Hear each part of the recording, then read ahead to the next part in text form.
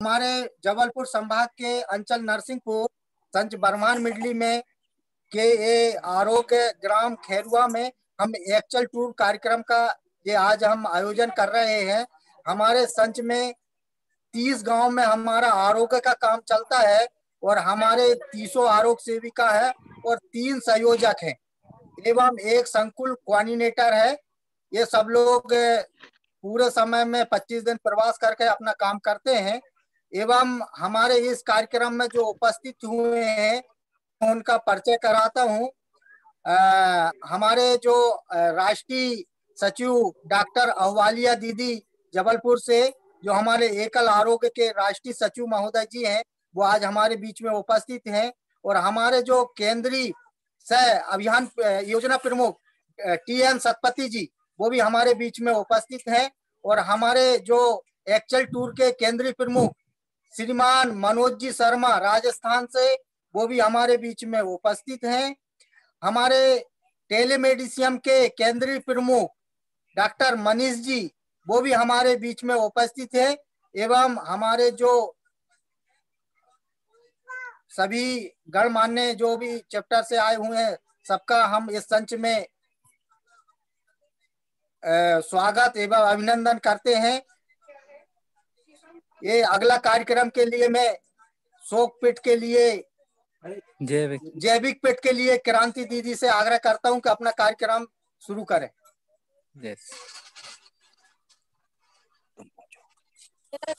ओर से सभी को जय श्री राम। मैं आरोग्य सेविका क्रांति मेहरा, ग्राम छीतापार, जिला नरसिंहपुर, बरमान संच बरमान मिडली 3 साल से इस आरोग्य फाउंडेशन में काम कर रही हूँ। हम लोगों को जैविक खेती करने की सलाह दी गई है। हम सभी लोग जैविक खेती के सुझाव गांव में देते हैं। जैविक जीवामृत बनाने के सुझाव भी देते हैं और हम सभी जीवामृत बनाते हैं, जो जमीन को जैविक खाद नुकसान नहीं करता, रासायनिक खाद नुकसान करता है। इसीलिए मैं सभी को यही सलाह, अपने गांव में किसान भाइयों को यह सलाह दे रही हूँ कि सभी लोग जैविक खेती करें। तो जैविक खेती करने की, जैविक बनाने की विधि, जीवामृत बनाने की विधि यह है: 10 लीटर वाला मिट्टी का एक घड़ा, 1 किलो बेसन, 3 किलो गुड़, 5 किलो गाय के मूत्र, 3 किलो गोबर, इन सभी चीजों को एक तांबे का पात्र, गोबर, गुड़,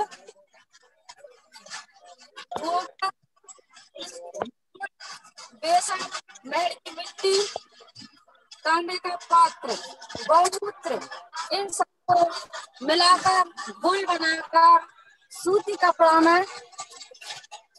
कपड़ा से छनाकर इस मटके में हम रखते हैं। पुनः इसको छाया में रखते हैं और 1 महीने तक ये मटका को मुंह बांध कर रखते हैं। इसमें जीव बन जाती है, इससे केंचुआ उत्पन्न हो जाते हैं। फिर हम एक जैविक पिट बनाते हैं। तो इसकी लंबाई और चौड़ाई 7 फुट, 3 फुट गहरा, 3 फुट चौड़ा। इसमें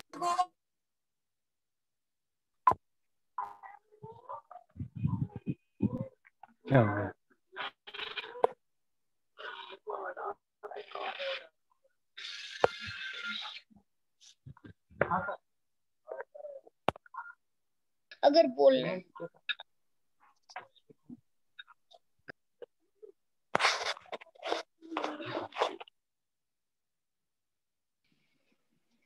आपने वॉइस म्यूट कर दी है।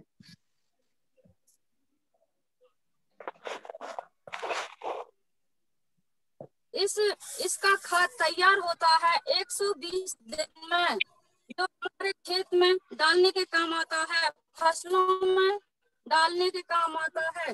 ये अभी 15 दिन का गोबर, 15 से 20 दिन का गोबर डाला हुआ है। एक खाद बन गया है चाय पत्ती की तरह।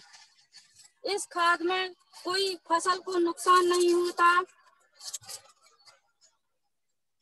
खेत को उर्वरक शक्ति बढ़ाता है, फसल भी अच्छी होती है, इसकी पैदावार भी अच्छी होती है, जमीन को हानि नहीं करता।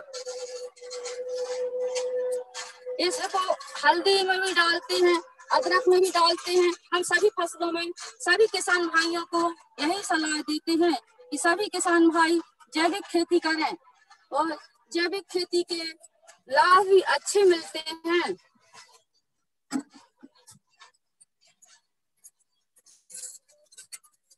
इसमें जीव अमृता के लिए एक केंचुआ डाले गए हैं। जो जीव अमृता हमने घड़े से बनाया था, उसमें ये जीव अमृता बन गए। एक खाद तैयार हो रहा है, पुनः इसको 120 दिन में हम निकाल कर फसल में डालेंगे। फिर हम जो फसलों में कई प्रकार की बीमारियां उत्पन्न होती हैं, कई प्रकार के कीटाणु उत्पन्न होते हैं, तो उसके लिए हम नीम पत्ती 15 लीटर के कुप्पे में नीम पत्ती को सड़ने लगते हैं।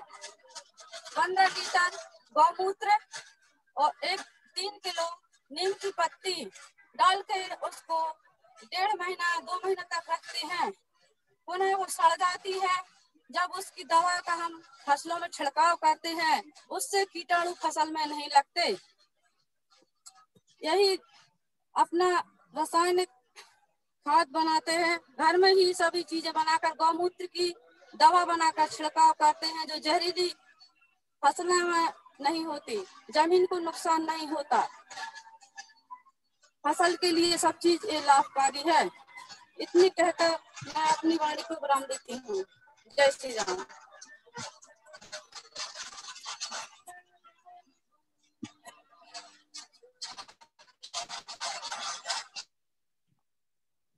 जय श्री राम। मैं सरस्वती मेहरा, आरोग्य सेविका, ग्राम मिडली से। मैं 3 साल से यह कार्य कर रही हूँ और पोषण वाटिका की दृष्टि से सब लोगों को बताती हूँ कि अपने घर में पोषण वाटिका लगाएं, जो खाने के लिए पौष्टिक और सुरक्षित हो। आइए मैं आप सबको पोषण वाटिका के बारे में बताना चाहूंगी। ये देखिए, ये मिर्ची का पौधा है, इसमें फूल लगे हैं और मिर्ची भी आ गई है। ये मिर्ची है, इसमें विटामिन सी और ई पाया जाता है। यह खाने का स्वाद बढ़ाती है। अक्सर लोगों को तीखा खाना हमेशा के लिए पसंद होता है, इसलिए यह खाने में स्वाद बढ़ाने के लिए बहुत ही सक्षम है और ये पौष्टिक भी होता है। आइए अब मैं आपको मेथी के बारे में बताऊंगी। ये मेथी का पौधा है, अभी ये छोटे छोटे हैं। ये मेथी है और इसमें आयरन मिनरल पाया जाता है। ये भी खाने के लिए बहुत ही अच्छा होता है। आयरन की इसमें भरपूर मात्रा होती है। और ये देखिए, ये बैगन है, अभी इसमें फूल आ रहे हैं और धीरे धीरे इसमें फल भी लगेंगे। ये देखिए, ये छोटा सा फल आया है। हमारे यहाँ भारत में इसकी अधिक पैदावार होती है और हमारे क्षेत्र में तो इसका साग बड़े ही चाव से खाया जाता है। इसमें आयरन की मात्रा भी हल्के रूप में पाई जाती है। यह खाने के लिए बहुत ही अच्छा होता है। और देखिए, अब मैं आपको टमाटर के बारे में बताऊंगी। ये टमाटर है, अभी इसमें भी फूल ही आ रहे हैं। अभी इसमें वो टमाटर नहीं आए हैं, फल नहीं आए हैं, अभी धीरे आने वाले हैं। ये भी खाने के लिए बहुत ही उपयोगी होता है और लोग इसकी सलाद बनाकर खाते हैं, चटनी के रूप में भी इसका इस्तेमाल करते हैं और इनका टमाटो सॉस भी बनाया जाता है। ये खाने के लिए बहुत ही लाभदायक होते हैं। और ये हरी धनिया है, धनिया के बारे में बताऊंगी। धनिया ये तो बहुत ही अच्छी रहती है, ये इसके बिना तो मानो सब्जी फीकी ही पड़ जाती है। सब ये धनिया बहुत ही अच्छी होती है, खुशबूदार भी होती है और सब्जी के लिए बहुत ही अच्छा रहता है, जिससे सब्जी में एक ट्विस्ट सा आ जाता है। ये खाने के लिए बहुत ही अच्छा होता है धनिया। आइए मैं आपको और भी कुछ बताऊंगी, जैसे कि ये पालक है। पालक ये तो बहुत ही पौष्टिक होता है, इसमें आयरन मिनरल भरपूर मात्रा में पाया जाता है। इस लोहे की कढ़ाई में अगर इसको बनाया जाए तो ये और ही पौष्टिक हो जाता है, और भी पौष्टिक हो जाता है। और अगर इसको पानी डालकर बनाया जाए, तेल की मात्रा कम की जाए, ये पौष्टिक के लिए बहुत ही अच्छा होता है। आयरन के जो तत्व होते हैं वो बहुत ही पौष्टिक होते हैं, शरीर के लिए स्वस्थ होते हैं। और आइए मैं आपको आम के पौधा के बारे में बताऊंगी। ये आम का पौधा है, ये आम का पौधा है। इसमें vitamin A, C, sodium phosphorus mineral पाया जाता है। लोग इसका इस्तेमाल जूस, अचार बनाने में भी करते हैं और इसकी चटनी भी बनाकर खाते हैं। आम बहुत ही स्वादिष्ट होता है और कहते हैं कि आम तो फलों का राजा होता है। लोग इसे बड़े ही चाव से खाते हैं और करते हैं। आइए अब मैं आपको सेमी के बारे में बताना चाहूंगी। ये सेमी है, देखिए अभी इसमें फूल आ रहे हैं और इसमें छोटी छोटी फलियां होती हैं जो सब्जी के काम में आती हैं। ये भी खाने के लिए बहुत ही अच्छा होता है। इसमें भी आयरन के गुण पाए जाते हैं। ये खाने में बहुत ही अच्छा स्वाद बढ़ाती है और लोग हमारे यहाँ इसको बहुत ही पसंद करते हैं। आइए मैं अब आपको पपीते के बारे में बताऊंगी। ये पपीता है और जिसका हमारे यहाँ बहुत ज्यादा उपयोग भी होता है। इसमें विटामिन ए, एंटीऑक्सीडेंट पाया जाता है और जो पका हुआ फल होता है इसमें विटामिन डी पाया जाता है। यह खाने के लिए बहुत ही अच्छा और पौष्टिक होता है। आइए अब मैं आपको अदरक के बारे में बताना चाहूंगी। ये अदरक है, देखिए ये अदरक लगाया हुआ है। ये भी खाने के लिए बहुत ही उपयुक्त होता है। इसमें विटामिन डी पाया जाता है और हम लोग ना इसकी चटनी बनाकर खाते हैं और इसका अचार के रूप में भी लोग प्रयोग करते हैं। यह खाने के लिए बहुत ही अच्छा है। मानो सुबह की मॉर्निंग में इसका चाय बनाकर भी पीते हैं। जो चाय का इस्तेमाल किया जाता है शशांक, उसमें हमारे यहाँ नरसिंहपुर जिले में इसका बहुत ही उपयोग किया जाता है मॉर्निंग के समय। और ये लौकी है। आइए हम आपको लौकी के बारे में बताएंगे। ये लौकी है,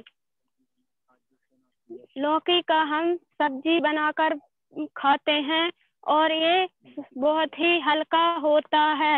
इसमें विटामिन ए, सी पाया जाता है।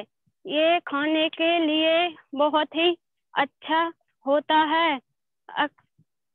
अगर इसको खाया जाए तो यह खाने में बहुत ही हल्का होता है और स्वादिष्ट भी होता है। इसमें पोषण की मात्रा भरपूर पाई जाती है। ये बहुत ही अच्छा होता है खाने के लिए।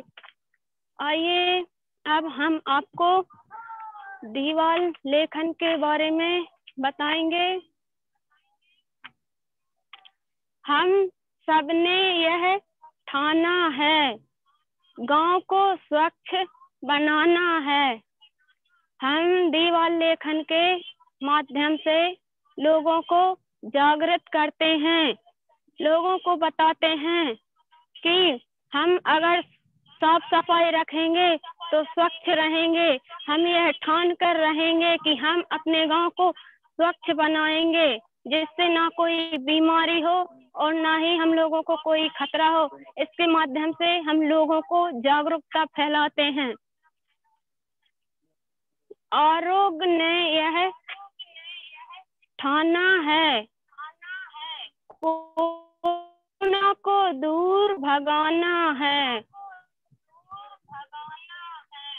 अभी कोरोना वायरस चल रहा है, तो हम लोग इसकी लोगों को सलाह देते हैं कि भाई अपनी सुरक्षा के लिए ये बहुत ही जरूरी है, 2 गज की दूरी बनाकर रहें और मास्क पहने, सोशल डिस्टेंसिंग का पालन करें, ये बहुत ही जरूरी है। और हम लोग बताते हैं कि घर में ही रहें, ज्यादा से ज्यादा घर में ही रहें, कहीं पर ना जाएं, अगर ज्यादा जरूरी काम है तभी घर से बाहर निकलें। और हम लोग बताते हैं कि हमको काढ़ा भी बनाकर पीना है, जिससे शरीर में इम्यूनिटी बनी रहे, रोग प्रतिरोधक क्षमता बनी रहे। और हम ये सब गांव को बताते हैं, लोगों को समझाते हैं। आइए अब हम आगे बताते हैं। काटना नाखून को ये जरूरी धर्म है, इसके नीचे छिपे हुए डायरिया के जर्म हैं। हम अक्सर गांव में महिलाओं को भी समझाते हैं और स्कूल में जाकर भी बच्चों को बताते हैं। नाखून काटना बहुत जरूरी है। अगर हमने हाथ नहीं धोया, गंदा है, हम लोग ऐसे ही खाना खाएंगे, नाखूनों में बैक्टीरिया वायरस रहेगा, उनको हम नहीं काटेंगे, इससे हमको बहुत ही हानि हो सकती है इसका ध्यान दें। ज्यादा से ज्यादा हाथों की सफाई करें, क्योंकि इसमें डायरिया के जर्म, बैक्टीरिया, वायरस छुपा होता है।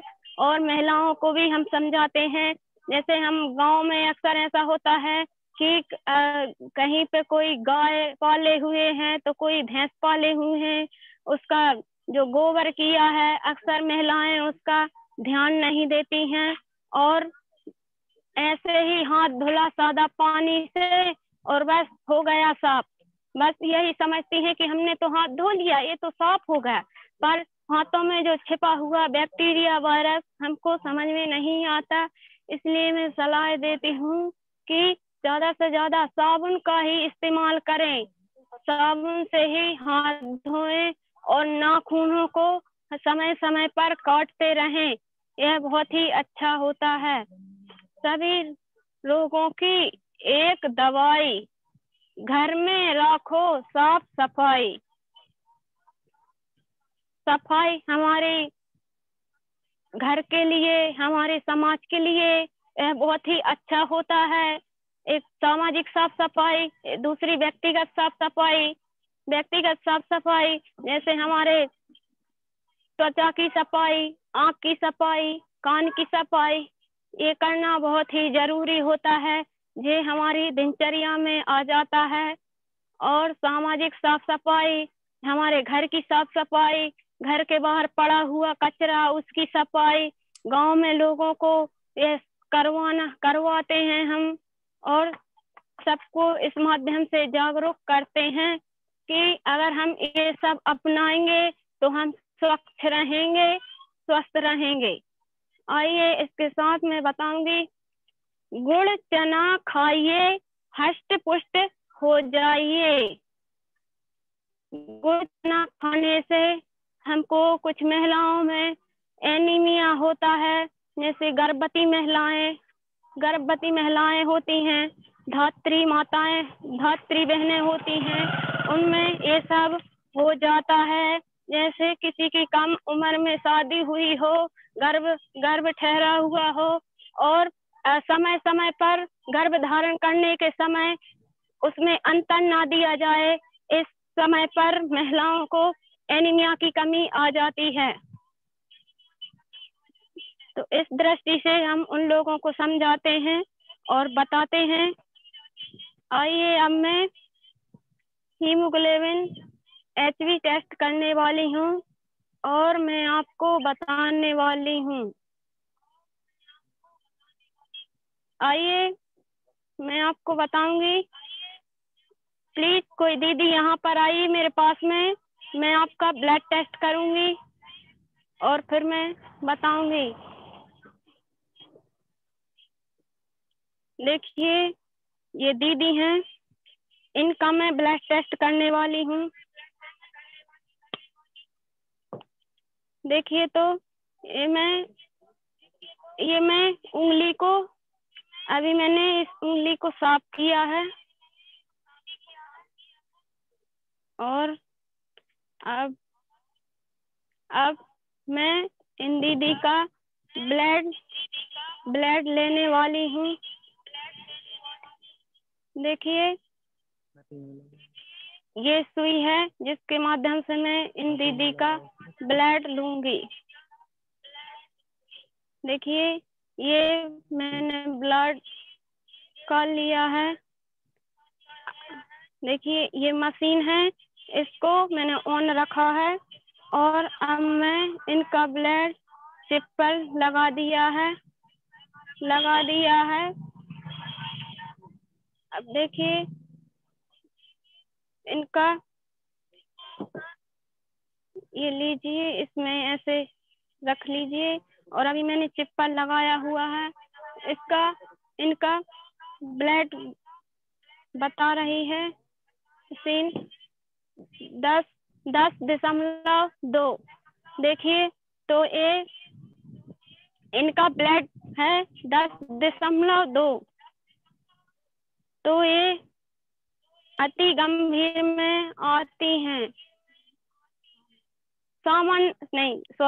ये दीदी सामान्य में आती हैं, लेकिन फिर भी मैं इनको सलाह दूंगी कि आप अपनी सेहत का और भी अच्छे से ख्याल रखें और पौष्टिक आहार लेते रहें, आयरन कैल्शियम जैसे। देखिए अब मैं बताऊंगी कि ये लोहे की कढ़ाई है, आप इसमें खाना पकाइए, हरी पत्तेदार सब्जी, इसमें लोह तत्व होते हैं जो आयरन की मात्रा भरपूर होती है। हरी पत्तेदार सब्जी अगर हम इसमें बनाएंगे तो खाने में और भी पौष्टिक आ जाएगा। और ये गुड़ और ये चना है, जिनको भी मैं आप सब लोगों को सलाह दूंगी कि आप इनका सेवन कीजिए रोज सुबह शाम खाने से। इससे आपको और भी अच्छी आयरन भरपूर मात्रा में मिलेगी। और इसके बाद मैं बताऊंगी कि आप इसके साथ विटामिन C, फॉलिक एसिड ले सकते हैं। रोजाना खाने के 1 घंटे बाद इसको ले सकते हैं। और आइए मैं बताती हूँ, जो हमारे पेट में वर्म हुक कृमि होती है जिसे हम चिनूना बोलते हैं, ये उसके लिए भी होती है। प्रायः क्या होता है, हमको भूख नहीं लगती और उसका यही कारण होता है कि पेट में हमारे कृमि हो जाती है। हम ध्यान नहीं देते, नंगे पैर ही कहीं पर चल देते हैं, जो हमारे पैरों के द्वारा तलुओं के द्वारा अंदर हो जाती है और यह हमारे अंदर अपना घर बना लेती है, जिससे हमको भूख नहीं लगती। उसके लिए एल्बेंडाजोल 1 गोली हर 6 महीने में 1 गोली लेना है। अगर बच्चा है तो उसके लिए आधा गोली देना है। हम आधा गोली देना है। अभी हमने इस गांव में 200 महिलाओं का ब्लड टेस्ट किया है और उसका माध्यम जैसे आँखों को देखकर, जैसे आँखों सफेद होना, नाखून सफेद होना, हल्का मध्यम गुलाबी, इसी प्रकार से हमने इन सभी महिलाओं का एनीमिया का जांच किया है। और यही जैसे अभी मैंने पोषण वाटिका के बारे में बताया है, पोषण वाटिका की दृष्टि से मैं इन सब बहनों को बताऊंगी कि आप अपने भोजन में पोषित आहार लीजिए और स्वच्छ और तंदुरुस्त रहिए। जय सिया राम। मैं इसके बाद पोस्टर प्रदर्शन के बारे में बताऊंगी। पोस्टर प्रदर्शन, आइए मैं आपको पोस्टर प्रदर्शन के बारे में बताती हूँ। आप सभी बहनों को देखिए, मैं बताने वाली हूँ जल प्रदूषण करने के उपाय। जल प्रदूषण करने के उपाय। जल के स्रोतों की साफ सफाई कैसे की जाए। जहाँ पर पानी भरा होता है, हम लोगों को उसको गंदा नहीं करना चाहिए। वहाँ पर पशु नहीं नहाना चाहिए, कपड़े नहीं धोना चाहिए, बर्तन नहीं मांजने चाहिए, खुले में शौच नहीं करना चाहिए, जिससे हमारा जल दूषित हो। क्योंकि जल हमारी जिंदगी के लिए बहुत ही अच्छा है, और अगर जल है तो हमारा जीवन है। आइए बताऊंगी फैक्ट्रियों और शहर के अपशिष्ट के शुद्धिकरण के बाद निस्तारण। जो कल कारखानों फैक्ट्रियों से गंदा पदार्थ निकलता है वो जल को दूषित कर देता है। हम सबको ऐसा नहीं करना चाहिए। प्रदूषण के कारणों पर प्रतिबंध लगाया जाए। अगर कहीं आपको समझ में आता है कि जल के पास में कोई गंदगी कर रहा है तो उसको हम अवश्य रोकेंगे। जल की जांच समय समय पर करवाएंगे, जैसे उसमें फिटकरी, पोटाश, क्लोरीन आवश्यकता अनुसार हम लोग डाल सकते हैं। इसको जल के स्रोतों में जैसे नल, हैंडपंप, इन सब कुओं में इसका इस्तेमाल हम कर सकते हैं। घर में पीने के पानी को उबालकर अथवा फिल्टर कर प्रयोग करें। घर में हम जो पानी पीते हैं उसको फिल्टर या उबाल कर ही पिएं, क्योंकि यह हमारे स्वास्थ्य के लिए अच्छा नहीं होता अगर हम सादा पानी लेंगे, क्योंकि हमको तो समझ में आएगा नहीं कि इसमें कीटाणु छुपे हुए हैं।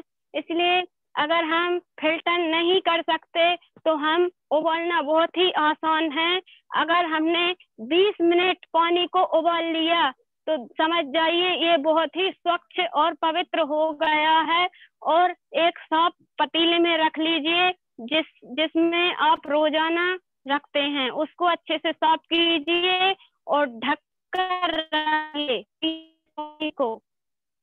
और समय समय पर अपने घरों में जैसे फिटकरी डाल सकते हैं अपन मटके में, उससे भी क्लोरीन डाल सकते हैं। ये सब, इन सब से जल स्वच्छ रहेगा और हम भी स्वस्थ रहेंगे। आइए बताऊंगी मलेरिया के लक्षण। मच्छर काटने के 8-10 दिन बाद मलेरिया के लक्षण दिखाई देते हैं। और मलेरिया होने के लक्षण 8-10 दिन बाद दिखाई देते हैं, जैसे कि ठंड लगना। सबसे पहले अचानक हमको बहुत ज्यादा ठंड लगेगी और फिर ठंड से शरीर कांपने लगेगा। तेज बुखार, इसके बाद बुखार और तेज हो सकता है, लेकिन अब आपको ठंड नहीं लगेगी, आपको गर्मी लगेगी और कभी भी सिर दर्द हो सकता है। यह करीब 1 से 4 घंटे तक यह प्रक्रिया चलती रहेगी। पसीना आना, फिर धीरे धीरे बुखार आपका उतरने लगेगा, शरीर में खूब पसीना आता है। इस प्रकार ठंड लगकर बुखार और पसीना आना क्रमवार ये 2-3 दिनों तक ही चलता रहेगा। ये इस प्रकार इसका चक्र ही ऐसे ही चलता रहेगा। मलेरिया के परजीवी लाल रक्त कोशिकाओं को पूर्व समय नष्ट कर देते हैं। इसमें जो परजीवी होते हैं वो लाल रक्त कोशिका को समय से पूर्व ही नष्ट कर देते हैं, जिसके कारण रोगी में धीरे धीरे रक्त की अल्पता होने लगती है। मतलब हमारे शरीर में कमी होने लगती है, कमजोरी हमको। और इस प्रकार मलेरिया के परजीवी लीवर, प्लीहा में अपना घर बना लेते हैं, जिनकी वृद्धि रुक जाने के कारण हमारा पेट भी फूलने लगता है, क्योंकि वो अपना घर बना लेते हैं परजीवी, उसमें वृद्धि होती ही नहीं, उनको बढ़ने नहीं देते हैं और उसमें अपना घर बना लेते हैं, जिससे हमारा पेट फूलने लगता है। देखिए, तो आप सब लोग समझिए और मलेरिया के लक्षण पहचानिए और तुरंत डॉक्टर की सलाह लीजिए। मलेरिया कैसे होता है? मलेरिया एक परजीवी द्वारा होता है। वह एक परजीवी होता है जिसके द्वारा हमें मलेरिया होता है। यह एक कोशिकीय प्राणी होते हैं। ये परजीवी जब मनुष्य के शरीर के अंदर पहुंच जाते हैं तो ऐसे व्यक्ति का मच्छर पहुंच जाते हैं तो उसे मलेरिया हो जाता है। मलेरिया के परजीवी मलेरिया ग्रस्त व्यक्ति के रक्त में बने रहते हैं। ऐसे व्यक्ति को मच्छर एनाफिलिस जब खून चूसते हैं तो परजीवियों के साथ में ही चूस लेते हैं और फिर जब ये मच्छर किसी को स्वस्थ व्यक्ति में इनको काटते हैं तो इन परजीवियों को उनके रक्त में छोड़ देते हैं और व्यक्ति मलेरिया से ग्रस्त हो जाता है। इसलिए हम आपको सलाह देते हैं ज्यादा से ज्यादा मच्छरदानी का ही उपयोग करें, नीम की पत्ती का धुआं करें आप सब लोग, उससे भी मच्छर भाग जाते हैं। और क्रीम, मच्छर रोधी क्रीम होती है, उसका भी ज्यादा से ज्यादा उपयोग करें। अपने घर में कहीं भी या आसपास पानी भरा ना रहने दे। जैसे कहीं पर कुछ भी पड़ा है उसमें पानी भरा है और हम समझते हैं कि यह पानी तो साफ है, इसमें तो कुछ नहीं हो सकता, लेकिन नहीं, ऐसा नहीं होता। साफ पानी में ही मच्छर पनपता है। इसलिए आप सभी से प्रार्थना करती हूँ कि आप सभी ध्यान रखें, कहीं पर मच्छर ना पनपे, सब स्वस्थ रहें, स्वच्छ बनाए रखें। आइए अब मैं कुछ औषधि पोस्टर के बारे में बताऊंगी। ये सहजन है जिससे हम मुनगा बोलते हैं। इसको तो आप सभी लोग पहचानते होंगे। ये मुनगे का पेड़ है। हमारे यहाँ इसका उपयोग भी करते हैं। दवा के लिए उपयोगी अंग, फूल, पत्तियां, जड़, छाल, गोंद, ये सभी हम इसको काम में आते हैं और प्रायः हम लोग इसका इस्तेमाल भी करते हैं। जैसे रोग जिनमें सहजन उपयोगी है, जैसे हाई ब्लड प्रेशर, कान दर्द, मसूड़ों में सूजन, विटामिन ए की कमी, चोट के कारण सूजन और दर्द, जोड़ों की सूजन और दर्द, इन सब में ये काम आता है। आप भी घर पर इसका इस्तेमाल कर सकते हैं। आइए बताती हूँ आपको। जैसे उच्च रक्तचाप में सहजन के पककर जो पक जाते हैं पत्ते और पीले पड़ जाते हैं, उन सहजन के पककर पीले पड़ गए एक मुट्ठी पत्तों को आधा कप पानी के साथ पीसकर रस निकालकर 2-3 चम्मच सुबह शाम खाना खाने से थोड़ा पहले पीने से अनेक लोगों का ब्लड प्रेशर 10 से 20 होता देखा गया है। 10 से 20 होता देखा गया है। पत्तों को पानी में उबालकर तथा छानकर भी लिया जा सकता है। अगर आपको या किसी और को ये शिकायत है तो आप इसका इस्तेमाल कीजिए और दूसरे लोगों को भी बताइए जो इसका उपयोग कर सकें। इसमें विटामिन ए भरपूर मात्रा में होता है। सहजन के पत्तों में प्रचुर मात्रा में विटामिन ए होता है। विटामिन ए की कमी से रतौंधी आती है, हमको कम दिखाई देने लगता है और उसमें हमें परेशानी आती है। ऐसी अवस्था में सहजन के पत्तों का रस या इसका साग कुछ दिन सेवन करने से यह कष्ट भी दूर हो जाते हैं। आप सब लोग भी इसका इस्तेमाल कीजिए और ये बहुत ही अच्छा पौधा है दवा के लिए। आइए अब मैं आपको दूसरे पौधे के बारे में बताऊंगी।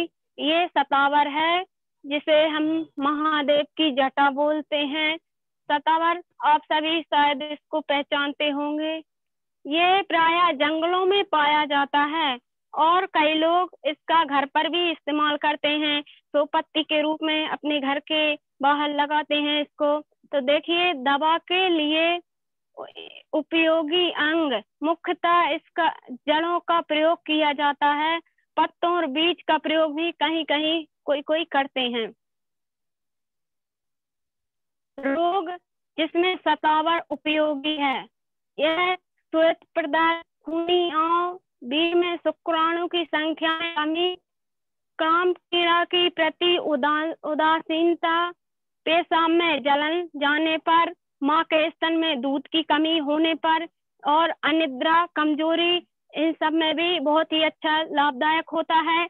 जैसे किसी को मिर्गी आती हो, रतौंधी आती हो, अल्पिन हो, एसिडिटी हो, इन सब में यह बहुत ही लाभदायक होती है।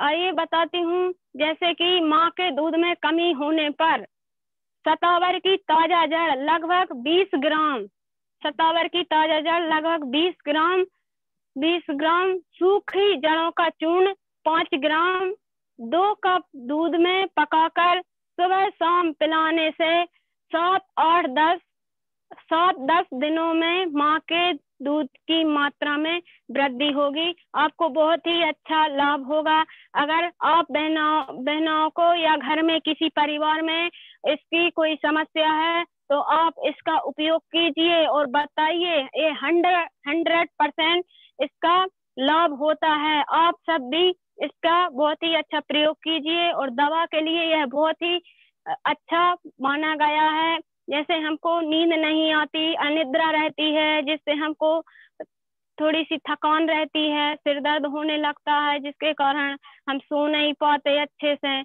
उसमें भी इसका उपयोग किया जा सकता है और ये कमजोरी में भी बहुत ही अच्छा होता है। आप सब लोग भी इन दवाओं का प्रयोग कीजिए। आइए अब आपको बताऊंगी, ये आंवला है।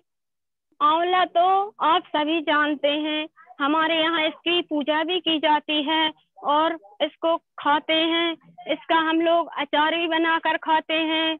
और देखिए, दवा के लिए उपयोगी अंग फल, फूल, बीज, पत्ते एवं जड़ की छाल, इसकी छाल, ये सब भी बहुत काम में आती हैं। इसका पूरा जो पंचांग होता है यह दवा के लिए बहुत ही अच्छा होता है। और ये मैं बताती हूँ, रोग जिसमें आंवला उपयोगी है, ये हाथ पैरों की जलन, खूनी पैचेस और बवासीर, स्वप्न दोष, इन सब में भी यह बहुत ही फायदेमंद होता है। आंखों की बीमारी, जिस किसी को भी आंखों की बीमारी है उसमें भी यह बहुत ही काम में आता है। बालों का रोग, अगर किसी को बालों की कोई समस्या है तो उसमें भी यह बहुत ही लाभकारी होता है। कमजोरी, अरुचि एवं अजीर्ण, श्वेत प्रदाह, शरीर की प्रतिरोधक शक्ति बढ़ाने के लिए ये बहुत ही अच्छा और फायदेमंद होता है। आप भी इन सब का सेवन कीजिए। देखिए, मैं बताऊंगी,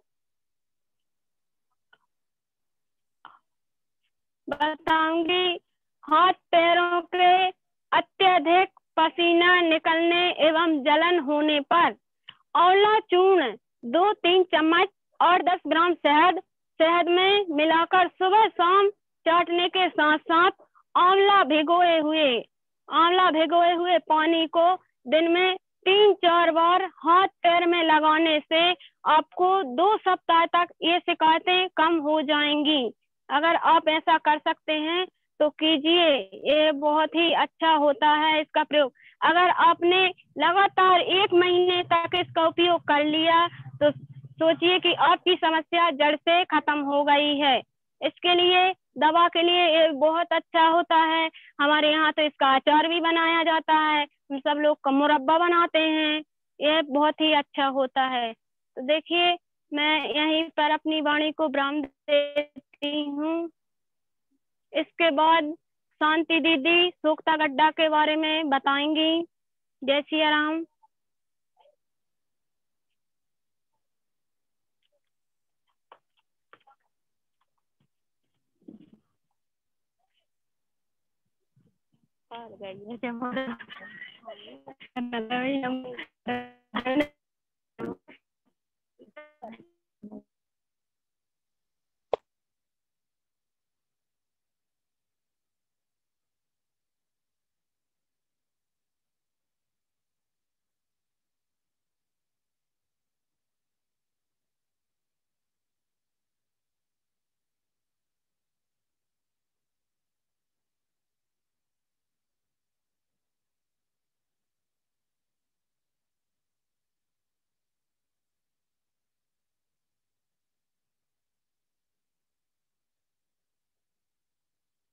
मटर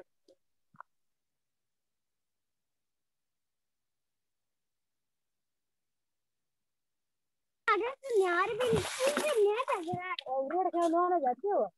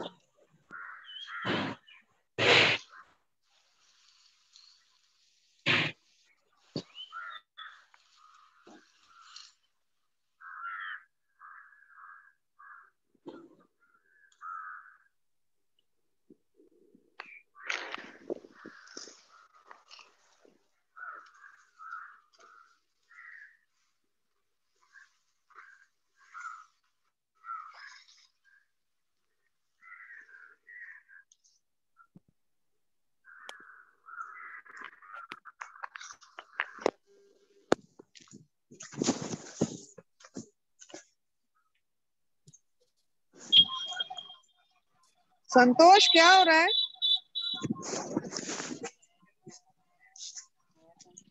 संतोष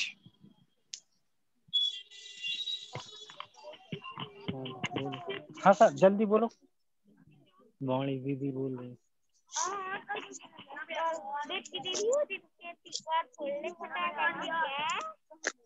गुलमान, संतोष, बेटा चलो आगे बढ़ो।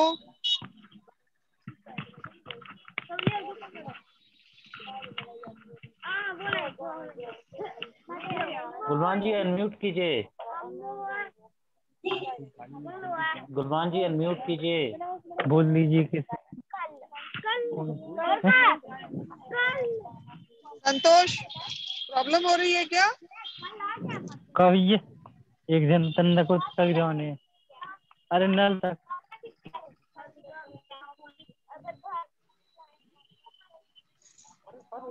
संतोष जी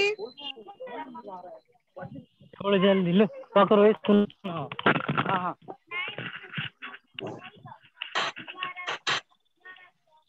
गुलमान, सतपति जी, मनीष थोड़ा आप फोन करके ये पता चालू करिए तो क्या कर हो दे तो रहा है। भाई। ये चालू तो कर देता। गुलमान सलाम जी। गुलमान जी बेटा सब आपको वेट कर अनम्यूट रहे हैं करना आपकी। अनम्यूट करना है। अरे आप तो अनम्यूट कीजिए।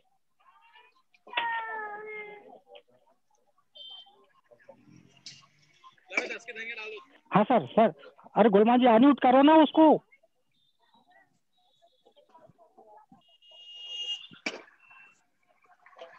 और अरविंद जी आप संतोष म्यूट अगले पे कीजिए। जाइए। संतोष अरविंद जी आप म्यूट कीजिए। अरविंद जी जो भी है वो म्यूट कीजिए। अरविंद जो भी है वो म्यूट कीजिए। संतोष अगले उस पे चले जाओ अगर नहीं कर पा रहा है गुलमान।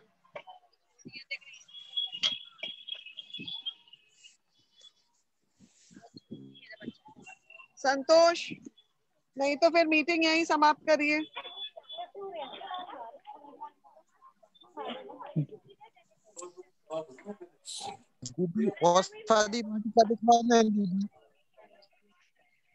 तो बंधुओं, असल में हम लोग जब गांव में सब सेविकाओं के साथ और कार्यकर्ताओं के साथ काम करते हैं तो हम बहुत प्रयास करते हैं कि इनको टेक फ्रेंडली बनाएं। और चूंकि आप लोग सब जानते हैं कि वास्तविक परिस्थिति सबकी कैसे अरे होती है, राजाराम चालू करो राजाराम। हम लोगों को काफी समय लगता है इन लोगों को उससे टेक्नोलॉजी से अवगत कराने के लिए। ये एक छोटा सा प्रयास है इन लोगों को सशक्त करने का।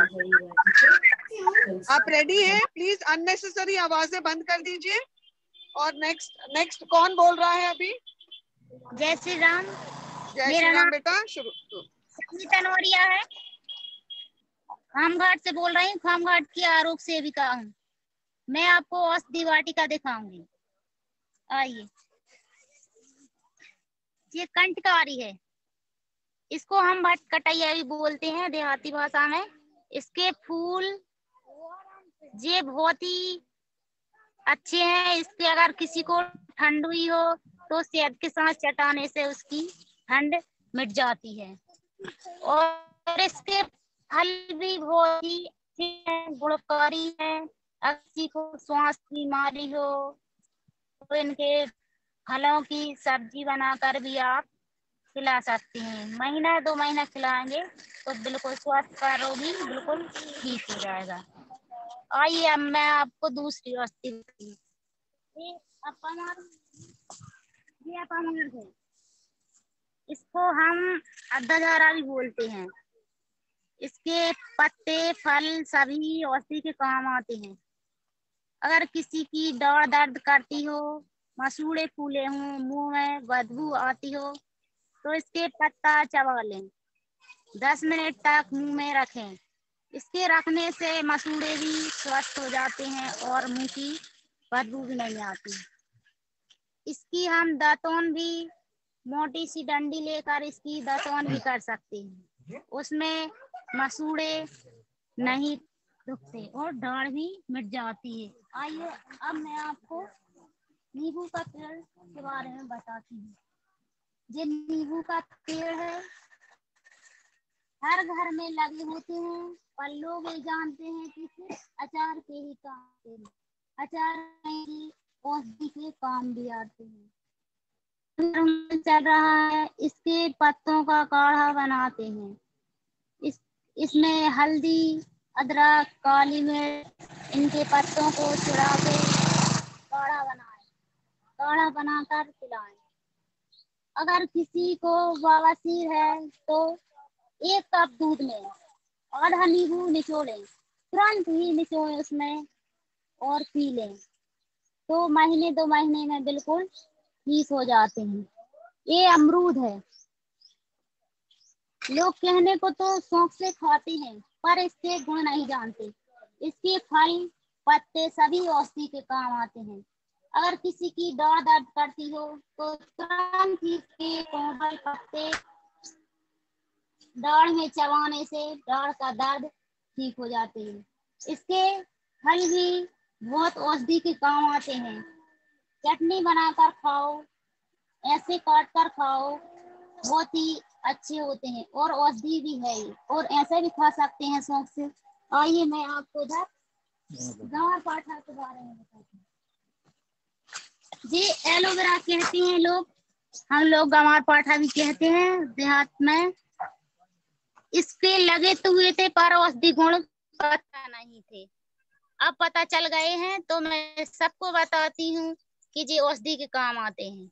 अगर कोई जल जाए, चिक जाए गरम तेल या गरम पानी में तो इसको गुदा निकाल कर तुरंत ही लगा लें तो बिल्कुल ठीक हो जाते हैं, फफोले भी नहीं आते हैं। अगर किसी की कमर दर्द करती हो या कुछ भी तो इसका गुदा निकालें, थोड़ी चीनी मिलाएं और उसको सुबह खाली पेट खा लें तो वो ठीक हो जाते हैं। अगर किसी को कुछ भी नहीं है तो भी इसे खाए तो भी सुंदरता बढ़ाता है ये, और भी वो तो कई रोगों को काम आता है। किसी को कुछ नहीं है तो भी इसको खाए, बहुत ही औषधि के काम आता है। आइए अब मैं आपको नीम के बारे में बताती हूँ। ये नीम का पेड़ है, हर घर में, हर कहीं गली गली जंगल में ये बहुत ही अच्छा पेड़ है इसका, और हर कहीं लगी होती पर लोग इसके गुण नहीं जानते। इसका धुआं करने से मच्छर नहीं आते। अभी कोरोना काल चल रहा था, मैंने लोगों को गांव में दिखाया कि ये नीम का धुआं रोज करें, मच्छर भी नहीं आते और अच्छा होता है। अगर किसी को दांत खाज खुजली इसके पानी में चुड़ाएं और पानी ठंडा कर कर उसको नहलाएं तो बिल्कुल ठीक हो जाते हैं। मटर तो इसको एक पीस कर लगा लें तो बिल्कुल मिट जाती है। आइए अब मैं आपको दूसरी औषधि दिखाती हूँ। ये कड़ी नीम हम लोग इसको मीठी नीम भी बोलते हैं, और घर में कढ़ी तो उसमें भी उपयोग आती है जी। स्वाद बढ़ाती है, बहुत ही अच्छा। और ये औषधि के काम भी आती है। लोग इसको जानते नहीं हैं कि ये खाने के लिए नहीं, केवल औषधि के लिए भी है। अगर किसी के पाचन क्रिया ठीक ना हो तो इसके पत्तों को छाया में सुखाकर, या ताजे पत्ते हो तो फिर और ही अच्छा रहता है। अगर नहीं है किसी के पास तो इसे तोड़ लें और सुखा लें, फिर इसको शहद के साथ चटाने से वो ठीक हो जाती है। अगर किसी के बाल झड़ते हों तो बालों के लिए भी बहुत ही अच्छी औषधि है। आंवले का तेल बहुत ही अच्छा। गर्मियों के दिनों में किसी को गर्मी लगती हो या नहीं भी लगती हो तो इसका मुरब्बा भी डाल सकते हैं, अचार भी बना सकते हैं। लोग बनाते ही हैं और खाते भी हैं, पर इसके गुण नहीं पता। अगर किसी को आंख में कम दिखता हो या जलन हो, कुछ भी हो, तो इसको आप कच्चे आंवले भी खा सकते हैं, चुड़ाकर भी खा सकते हैं, या इसका काढ़ा भी बना सकते हैं। इसकी छाल का भी काढ़ा बनाकर पी सकते हैं, और अचार भी बना सकते हैं। पर सुबह खाली पेट खाएं तो और ही अच्छा होता है। ये तुलसी का पेड़ है, कहने को तो हर घर में है, लोग पूजा भी करते हैं, पर कम लोग इसकी औषधि के बारे में जानते हैं। अगर किसी बच्चे को सर्दी खांसी हो तो इसके पत्तों को तोड़ लें, और तोड़कर शहद में चटाने से उनकी सर्दी खांसी मिट जाती है। अगर किसी को उल्टी हुई हो तो भी उल्टी में भी चटा दें उसको, तो उल्टी भी बंद हो जाती है। आइए इधर गुड़हल लगी है, इसको गुड़हल कहते हैं, पर हम लोग जासवन के नाम से जानते हैं। अभी लोग ये ही जानते थे कि इसके फूल केवल भगवान को चढ़ाने के लिए होते हैं, पर ऐसा नहीं है। ये औषधि भी है, हर घर में लगी हुई, लोगों ने शौक से लगाते हैं इसको। इसके फूल अगर किसी के बाल झड़ते हों, सफेद हों, कोई गंजापन हो, तो नारियल के तेल में चुड़ा लें और फिर उसको लगाएं। महीने 2 महीने या 6 महीने में, जितने में भी आराम लगे, पर उसके बाल लंबे हो जाते हैं, घने हो जाते हैं, रूह आते हैं और काले भी हो जाते हैं। आइए अब आपको गुरवेल के बारे में बताती हूँ। ये गुरवेल है, इसको अमृता बोलते हैं, पर हम लोग गुड़हल बोलते हैं, गिलोय। ये बहुत ही अच्छी औषधि है। लोग इसको जानते थे तो, पर इतनी अच्छे से नहीं। अभी कोरोना काल चल रहा था तो बहुत लोगों को बताया कि इसका काढ़ा बनाकर पिए, तो सब लोग पीने लगे। यह काढ़ा नहीं बना पा रहा है तो इसका चूर्ण बनाएं, और हम भी बनाते हैं और सब लोग पीते हैं। और गांव में भी बताया, अगर किसी को पीलिया हुआ हो तो ये पीलिया के काम भी आता है। और जो तो अगर कोई निरोगी है तो उसको भी पिला दें तो कभी बीमार ही नहीं होगा। बहुत ही अच्छी औषधि है। आइए अब मैं अपने गांव के लोगों को बताती थी, वो लोग आपको बताएंगे कि आराम लगता है या नहीं। जी अम्मा जी हैं, जो बताएंगी आपको कि इनने काढ़ा बनाकर पिया गुड़हल के बारे में। गुरवेल के बारे में मेरे हाथ पैर बहुत दुखते थे, तो संगीता नौरिया उसने मेरे गुरवेल के बारे में बताया कि इसको पियो, तुलसी पत्ता डाल के, काली मिर्च डाल के, अदरक डाल के पियो तो बिल्कुल ठीक हो जाते हैं। उसको मैंने काढ़ा बनाया और उसको पिया तो मेरे हाथ पैर, लॉकडाउन में मेरे बुखार भी आ गया था तो मैंने पिया 8-10 दिन, तो बिल्कुल 15 दिन हो गया पिया, बिल्कुल ठीक हो गए, आज भी ठीक हूँ।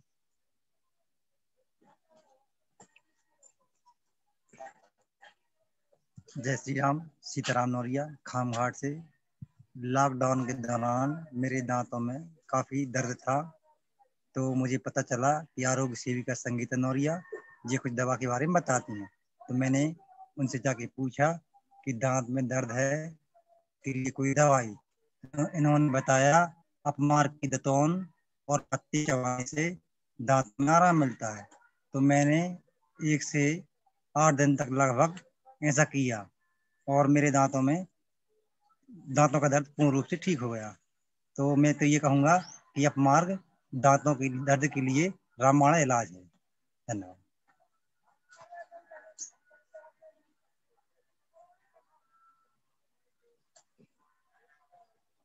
जय श्री राम।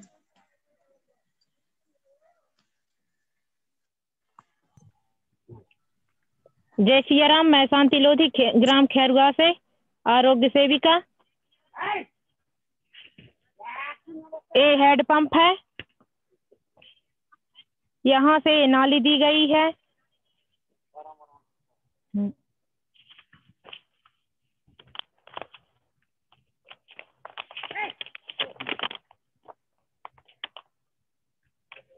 ये नाली दी गई है। कच्चा सोकपेट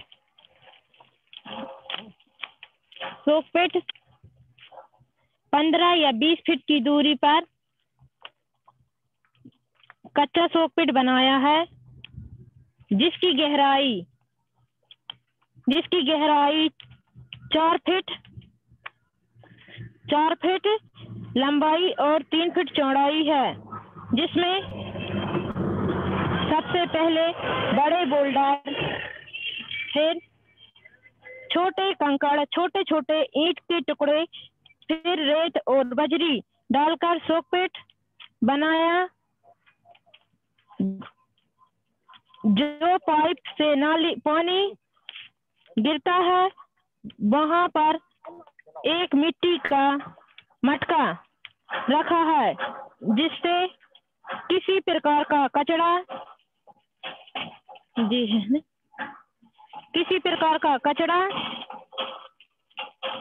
खराब ना जाए। उसे हर 4-5 दिन में उस मटके को साफ करते रहते हैं।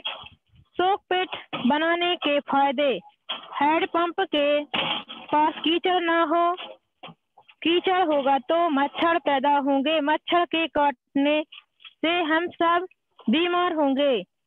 इसीलिए सोकपेट बनाने से हमारा हेड पंप का वाटर लेवल ठीक होगा और हम सब स्वस्थ रहेंगे। जय सिया राम।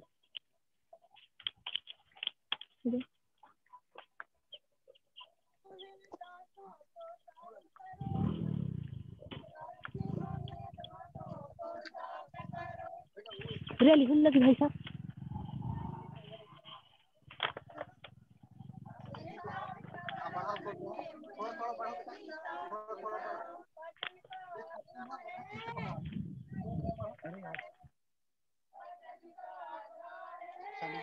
श्रीवती जी आप म्यूट कीजिए। श्रीवती जी आप म्यूट कीजिए।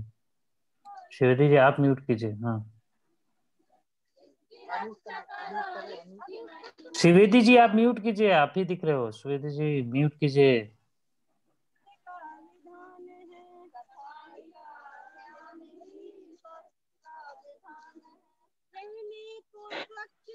सीधो करो यार।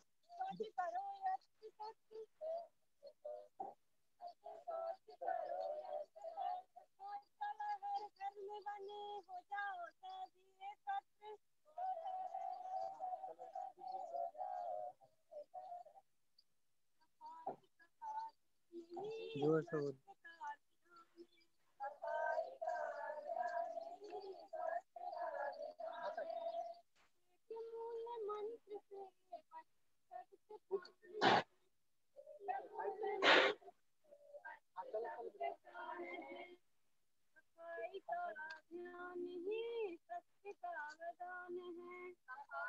आराम से आराम।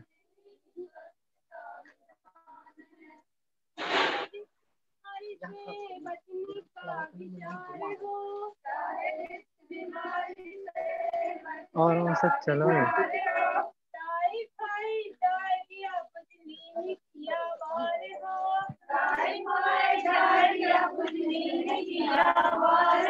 सफाई वो हथियार है,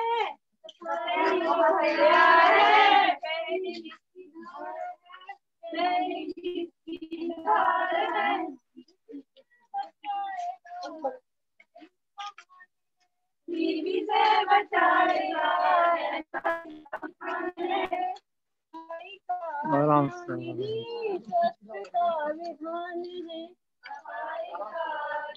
रुक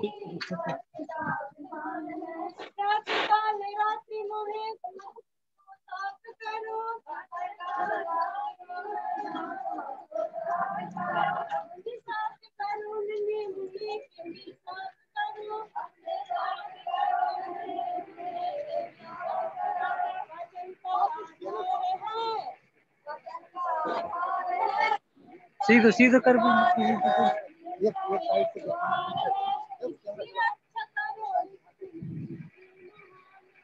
इसकी रक्षा करो, इसकी महिमा महान है।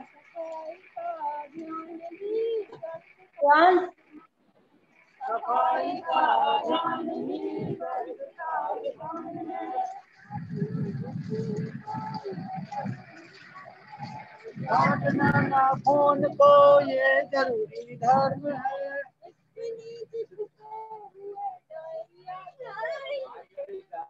नीचे छिपे हुए डायरिया के जर्म है।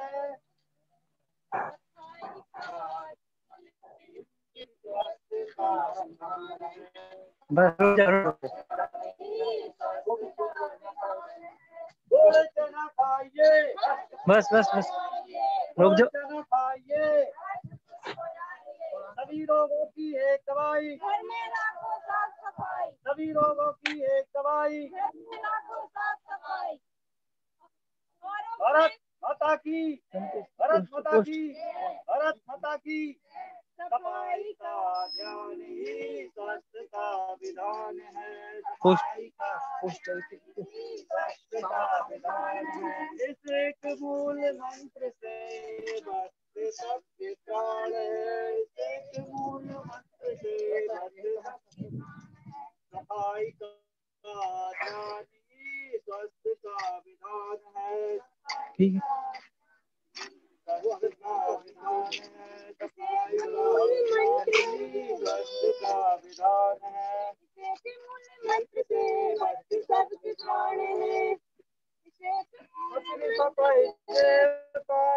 ध्यान रखो चारो, अपनी सफाई जैसा ही ध्यान रखो चारो।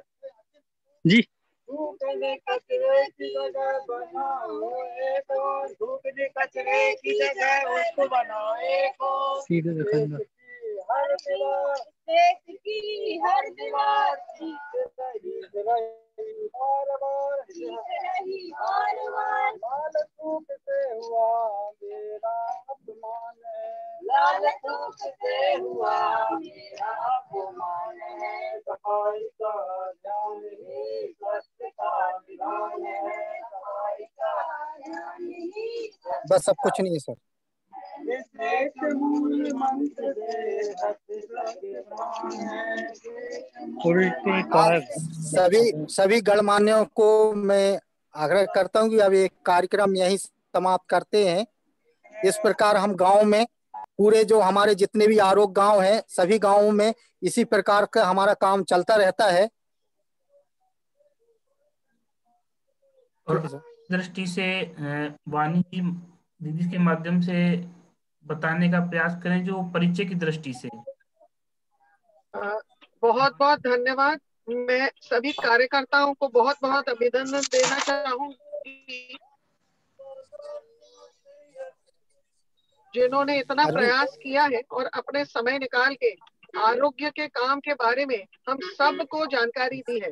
बिना कार्यकर्ताओं के इस मेहनत के एकल आरोग्य योजना के जो भी आयाम चलते हैं उनको सफलतापूर्वक उनका संचालन करना मुमकिन नहीं है। इस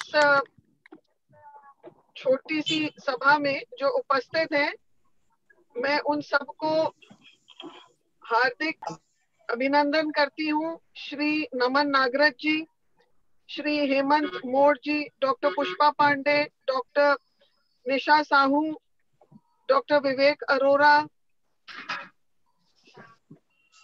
doctor हरीशानंद, doctor Satpathy, Manish ji, doctor Palani, मेरे बैंगलोर चैप्टर के सहयोगी और बाकी के दूसरे स्टेट से जो भी कार्यकर्ता जुड़े हैं, और सबसे ज्यादा मुझे धन्यवाद देना है डॉक्टर सतपति, मनोज जी, आदित्य और मनीष को, जिन्होंने संतोष के साथ मिलकर इस कार्यक्रम का आयोजन किया और काफी दिनों से मेहनत कर रहे थे। ये जो हमने आपको एक दृश्य दिखाया है, ये जो हमारे काम होते हैं, कार्य की पद्धति होती है ग्रामीण क्षेत्र में, ये उसकी एक छोटी सी झलक है। क्योंकि कोरोना के समय में हम लोग एक वास्तविक वन यात्रा वहां नहीं आयोजित कर पा रहे, इसी के कारण हम प्रयास ये करते हैं कि वर्चुअल टूर के माध्यम से हम आप लोग सबको वहां लेके जाएं और आपको उस वन यात्रा के बारे में हम अवगत कराएं। मुझे आशा है कि आप लोग इससे प्रेरित होकर और भी लोगों को हमारे मुहिम में जोड़ने का प्रयास कर सकेंगे और हम सफलता से आरोग्य रिसोर्स सेंटर्स का विस्तार महाकौशल में करने की योजना कर पाएंगे। इसी के साथ मैं आप सबको धन्यवाद देती हूँ। और संतोष जी, आपकी मैं जितनी प्रशंसा करूं कि आपने सबको एकत्रित करके सबको इतने दिनों में बहुत अच्छे से ट्रेन किया है। थोड़ी रुकावट जो टेक्निकल इश्यूज के कारण आती है वो हमारे हाथ में नहीं होती, परंतु सेविकाओं ने बहुत ही उत्तम तरीके से सारे विषय समझाए हैं और मुझे तो खूब मजा आया है। और मैं अनुमान लगाती हूँ कि बाकी के भी मेरे जितने सहयोगी हैं उन्हें भी बहुत अच्छा लगा होगा। श्री हेमंत मोड़ जो जबलपुर चैप्टर के सेक्रेटरी हैं, सचिव हैं, मैं चाहूंगी कि वो 2 शब्द कार्यकर्ताओं से कहें, जिससे कि इनके भी हौसले बुलंद हो। धन्यवाद वाणी दीदी। वर्चुअल टूर वास्तव में उस गांव की वास्तविक झलक हम सबको यहाँ दिखाने में सक्षम रहा है। वहाँ पर जितनी भी दीदियाँ लोग थी जिन्होंने ये आरोग्य सेविका का काम कर रही हैं, उनका जो नॉलेज है वो बहुत ही उत्कृष्ट है और गांव के हिसाब से गांव वालों को समझाने की दृष्टि से वो बहुत ही उत्तम तरीके का उन्होंने प्रस्तुतिकरण दिया। इसी चीज को जब हम शहर में बैठ कर के गांव की उस स्थिति को देखते हैं तो हमें ऐसा लगता है कि वाकई में यह जानकारियां गांव में आज से कई वर्षों पहले पहुंच जानी चाहिए थी, लेकिन देर आया दुरुस्त आया। अब भी यदि हम आरोग्य के क्षेत्र को गांव तक पहुंचाने में और भी सफल हुए और भी गांव तक यदि हम पहुंच पाए तो निश्चित रूप से यह गांव के विकास के लिए, गांव के जो नागरिक हैं उनके स्वास्थ्य वर्धन के लिए बहुत ही उपयोगी होगा। और हमारे आचार्यों द्वारा किया जा रहा यह प्रयास उन्हीं की भाषा में, उन्हीं के बीच में एक सार्थक प्रयास है, जिसका नगर संगठन और ग्राम संगठन दोनों उसका स्वागत करता है। संतोष जी और उनकी टीम ने जो यह कार्य करके दिखाया, वाकई में काबिले तारीफ है कि आज के समय में जब टेक्नोलॉजी के बेस पर हम शहर के अंदर उस टेक्नोलॉजी का सही उपयोग नहीं कर पाते हैं, फिर भी हमने अपने उन आदिवासी गांव वासियों के बीच में बैठकर उस टेक्नोलॉजी को पहुंचाया है और उसका उपयोग उन्होंने इतने अच्छे तरीके से किया है, जिसका लाभ हम नगरवासियों को देखने को मिला है। और जो फिजिकल हम गांव तक नहीं पहुंच सके, लेकिन आज गांव हमारे शहर तक इस वर्चुअल के माध्यम से पहुंचा है, उसके लिए संतोष जी और उनकी पूरी टीम को मैं बहुत बहुत धन्यवाद करता हूं। और वाणी जी, आपका यह प्रयास वाकई में जबलपुर में इस कार्य को और विस्तार देने में सहयोगी होगा। इन्हीं शब्दों के साथ धन्यवाद। संतोष जी, सबका धन्यवाद देते हुए आप मीटिंग को क्लोज करिए कल्याण मंत्र के साथ। सावधान। सर्वे भवन्तु सुखिनः, सर्वे सर्वे सन्तु निरामयाः।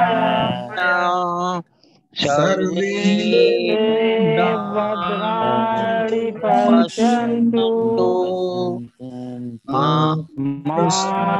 कश्चित् दुःखभाग् भवेत्। ओम शांति शांति शांति।